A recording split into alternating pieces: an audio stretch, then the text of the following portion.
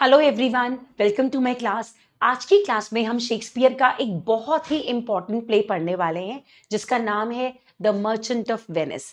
Merchant of Venice का एक ये बहुत ही पॉपुलर सीन है that is called as the court scene. अब ये जो प्ले था किसने लिखा? शेक्सपियर ने लिखा था। ये जो प्ले है शेक्सपियर ने 1596 एंड 1599 के बीच में लिखा था। इस प्ले का अगर हम देखा जाए तो ये प्ले है क्या? ये प्ले एक कॉमेडी है। It is not only a comedy, ये एक सोशल कॉमेंट्री भी है। किस चीज के बारे में? मोरालिटी एंड जस्टिस के बारे में एंड टॉलरेंस के बारे में भी। इस प्ले के अंदर जो सेटिंग्स हैं हमारे वो कहाँ के हैं? वेनिस के हैं और बेलमोंट के हैं। अगर मैं इसका प्लॉट देखूं तो इस प्ले का प्लॉट क्या है? इस प्ले के अंदर हमारा सबसे इंपॉर्टेंट कैरेक्टर है एंटोनियो। एंटोनियो एक रिच बिजनेसमैन है और उसका बेस्ट फ्रेंड है Bassanio. Bassanio is in love with a girl, a rich heiress, जो कि बेलमोंट में रहती है। Now Bassanio wants to visit his beloved in Belmont. He wants to go there in style. तो वो एंटोनियो से कुछ पैसा उधार लेने जाता है। He wants to loan some money from Antonio.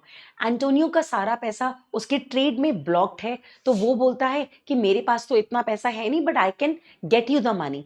अब उसी सिटी के अंदर कौन रहता है? शाइलॉक। शाइलॉक और जो बाकी जूस हैं they all are money lenders, और वो लोग बहुत हाई रेट ऑफ इंटरेस्ट पे नीडी लोगों को उधार देते हैं। एंटोनियो और शाइलॉक, शाइलॉक एक ज्यू ही है, एक मनी लेंडर है।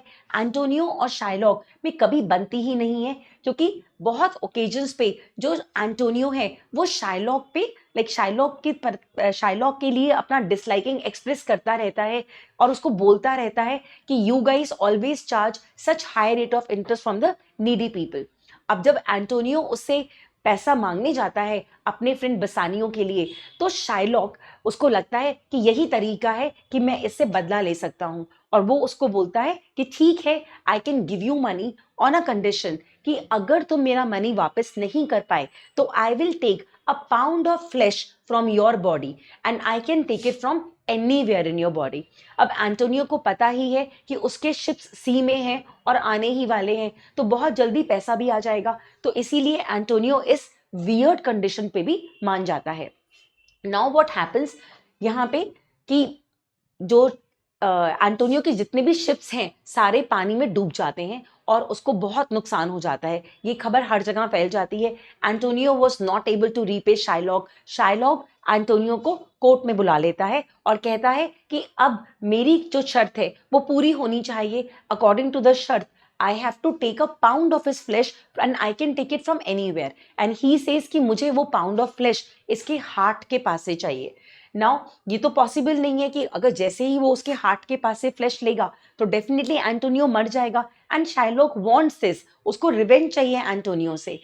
अब कोर्ट केस के अंदर कोर्ट सीन के अंदर पोर्शिया आती है। Portia comes disguise as a lawyer. वो एक लॉयर का रूप लेकर कोर्ट में आती है और केस लड़ती है, बहुत कन्विंसिंगली आर्ग्यूमेंट करती है और वो कहती है कि तुम इसका 1 पाउंड ऑफ फ्लैश इसके हार्ट के पास से ले सकते हो, लेकिन इस कंडीशन पर कि इसके ब्लड का एक ड्रॉप भी गिरना नहीं चाहिए, क्योंकि तुम्हारी कंडीशन में सिर्फ ये लिखा है 1 पाउंड ऑफ फ्लैश, कहीं पे ब्लड नहीं लिखा हुआ, तो एक बूंद खून भी नहीं आना चाहिए। ये और ये पॉसिबल ही नहीं है। तो इसीलिए शाइलॉक इतने स्ट्रॉन्ग आर्ग्यूमेंट्स के सामने हार जाता है। जब शाइलॉक हार जाता है और पोर्शिया जीत जाती है, यही हमारा इसका इंपॉर्टेंट प्लॉट है।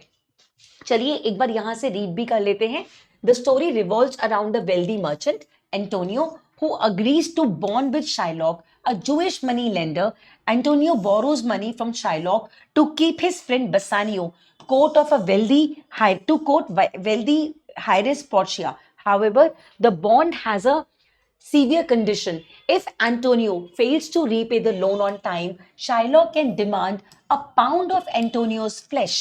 और सब प्लॉट क्या है? That Portia disguised as a young lawyer helps defend Antonio when he is unable to repay the debt, resulting in a dramatic courtroom scene where she appeals for mercy but ultimately outwits Shylock through her clever legal arguments. तो आपने देखा किस तरीके से Portia अपने strong arguments की वजह से केस जीत जाती है।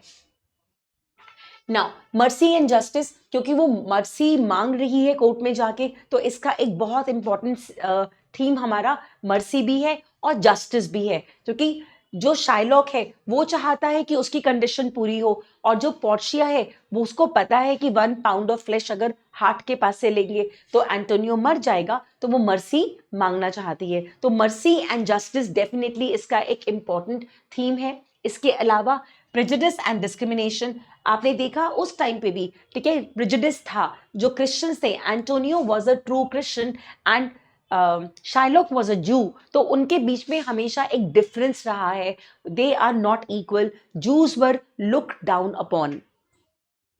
एंड देन शाइलॉक्स कैरेक्टर या फ्रेंडशिप एंड लॉयल्टी, आपको इसमें फ्रेंडशिप एंड लॉयल्टी नजर आएगा, कैसे बसानियो और एंटोनियो का, बसानियो के लिए एंटोनियो शाइलॉक से लोन लेता है इतने सीवियर कंडीशन पर भी। And yes, love and marriage, आपको नजर आएगा कि Bassanio and Portia are the main characters, उन दोनों के लव स्टोरी की वजह से ही लोन क्रिएट होता है। एंड इसमें एक और लेस रेलेवेंट कैरेक्टर्स हैं, जेसिका, जेसिका कौन है, शाइलॉक की डॉटर है, और एक है लॉरेंस, लॉरेंस बसानियो का फ्रेंड है, और जेसिका लॉरेंस के साथ भाग भी जाती है because Jessica also loves Lawrence. Okay, that is the, these are the main characters. अब इसके कुछ क्वेश्चंस भी हैं जो हमारे एग्जाम में आए हुए हैं, just have a look at that. Now Portia is a character in the Shakespearean play, कौन से शेक्सपियर के प्ले में Portia was a very important character? Merchant of Venice, twelfth night, the Tempest, Romeo and Juliet, obviously it is merchant of Venice. Next question जो हमारे past years में आया हुआ है, इसमें से the zoo with whom Shakespeare showed sympathy in one of his play is, कि कौन से प्ले के अंदर थोड़ा सा सिंपैथी दिखाया है शेक्सपियर ने towards juice? So that is definitely Shylock, क्योंकि हमको पता है इस प्ले के अंदर जो शाइलॉक था वो एक जू था। Next is the penalty does Shylock face if he takes a pound of flesh from Antonio, कि क्या पेनल्टी उसको लगेगा? That he can not spill any of Antonio's blood, कि वो एंटोनियो के ब्लड का एक ड्रॉप भी स्पिल नहीं कर सकता, अगर उसने ऐसा किया तो उस पे पेनल्टी लग जाएगी। Now which character disguises herself as a lawyer to save Antonio, कौन आया था in a disguise of a lawyer? Definitely it was Portia, Portia came as a disguise of a lawyer to help Antonio. That is it for today. Hope to see you in the next class. Bye bye.